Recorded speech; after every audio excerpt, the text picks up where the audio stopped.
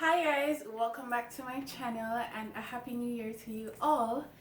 In today's video, I'm going to be talking about the ways that you can migrate to Canada in 2022. So if you are interested in this video, then stay tuned and keep on watching.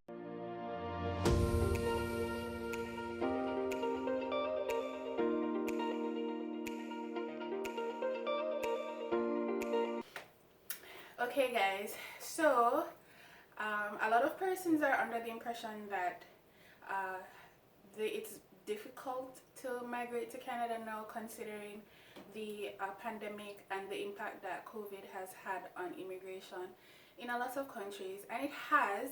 But Canada is one of those countries that are still processing.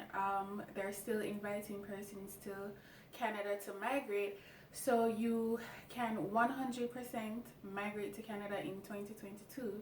However, you just have to be you just have to understand that there is a significant backlog of right now in terms of processing applications, just because of the fact that they are inviting persons. They never stopped. As a matter of fact, they have increased their quota with respect to inviting persons to come to Canada. So you 100% still have a chance, and if you have been thinking about migrating to Canada, then do it. Don't let anybody tell you no, or they're not processing applications, or you're not gonna get through, or whatever the case may be. Still try. So in this video, I'm going to be talking about a few ways that you can come to Canada, and those ways are through express entry, which everyone knows about, or at least most persons know about, family sponsorship, Quebec immigration, and the PNP process, also known as the provincial nominee process. So this is just to give an idea. It's sort of like an overview. I'm not going to go into details because all the information is available online, and I will be providing links down below. So if you're interested, you can go and check those out. So now for express entry, the various categories that are available under express entry are the Canadian Experience Class, also known as CEC. You have the Federal Skilled Workers Program, also known as FSW, and the Federal Skilled Trades Program. PNP is also aligned with the express entry, but I'll talk about that when we talk about the PNP process. So in general, express entry is based on points. So the higher the points that you have, the higher your chances of getting an invitation to apply. So with Canadian Experience Class, you have to be in Canada and have at least a year of, well, you don't necessarily have to be in Canada, but you would have to have at least 1 year of Canadian work experience, which you can't have unless you are in Canada. So that is the main defining basically characteristics of the Canadian Experience Class. For the Federal Skilled Workers Program, however, you can be outside of Canada and not have any Canadian and not have any Canadian work experience. And then the Federal Skilled Trades Program is geared towards persons in specific trades. So you can click on the link below and see more information on that particular one. However, what I do want to say with regards to the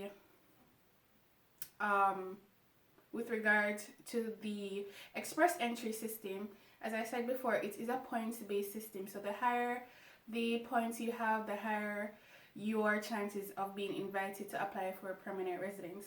So the major categories in which you will get points for is, one, if you've gone to school in Canada, which is one of the reasons why a lot of persons take that route, because it's a lot easier to get more points, you know, to add to your profile than to be outside of Canada and to try to migrate that way. So you can get points for going to school in Canada, as well as having 1 year of Canadian work experience. However, separate and apart from that, I believe one of the biggest things that you can do to increase your chances of getting, you know, a higher score and therefore getting invited to apply is your English language test scores. Your English language test scores are it's connected to almost everything on your profile. So the higher your English language test scores, the higher your your overall score will be. So when you do your test, try to get the highest scores possible, and that will definitely help you to increase your points. You also get a lot of points as well if you're between the ages of 20 to 29. If you're younger or older than that, then you start to lose points, obviously, the older you get. Also, if you have a sibling that is a permanent resident or a citizen in Canada, you get some points for that as well. So those are majority of the significant ways that you can go ahead and increase your points. Also, you can try to learn French. If you know French, then that would also significantly help to improve your chances of getting invited to apply. If you are outside of Canada and you don't have obviously 1 year Canadian work experience, and you can't afford to do the school option here, then what you can do to increase your points is, of course, go ahead, get those English language test scores, get the highest possible scores that you can get.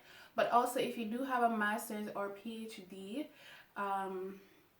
then your chances of being able to come to Canada from outside of Canada increases significantly.